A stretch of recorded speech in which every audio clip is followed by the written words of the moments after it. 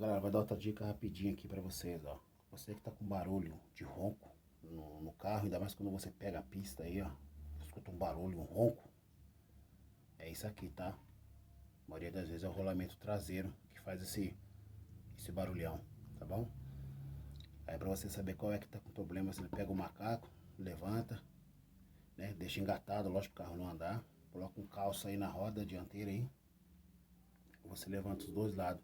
Aí é só você girar a roda aí, beleza? Girar a roda que você já vai ser fácil você perceber um barulho diferente aí, beleza? Aí é só substituir essa peça aqui, compra no Mercado Livre. Vai pagar em média de 200 e poucos reais nela, tá?